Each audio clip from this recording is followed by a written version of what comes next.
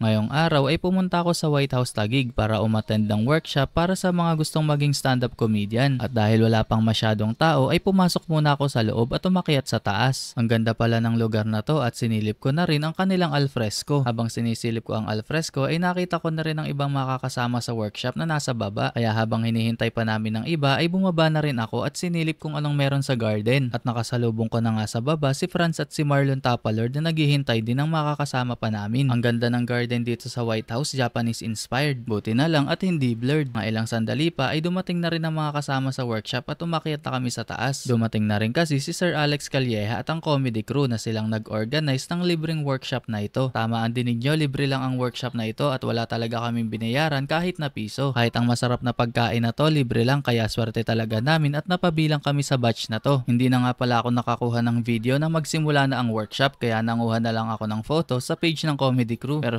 sobrang saya at marami kaming natutunan na talagang magagamit namin sa stand-up comedy. Kaya maraming salamat kay Sir Alex Calleja at sa lahat ng bumubuo ng The Comedy Crew. At speaking of pasasalamat ay meron silang Thanksgiving show sa darating na November 24 at 25. At dahil Thanksgiving show ito ay mabibili lamang ang ticket sa halagang 100 pesos. Tama, 100 pesos lang kaya bilisan nyo na bago pa kayo maubusan. Ang mga 9 PM shows nga pala sa araw na nabanggit ay sold out na kaya ang natitira na lang ay 5 PM. Pero konti na lang din ang ticket na natitira kaya ano pang hinihintay mo, mag-click na ng link sa description o pumunta na sa page ng Comedy Crew. Nasa posters na rin ang mga detalye at sana magkita-kita tayo sa mga shows na ito. Salamat sa panonood!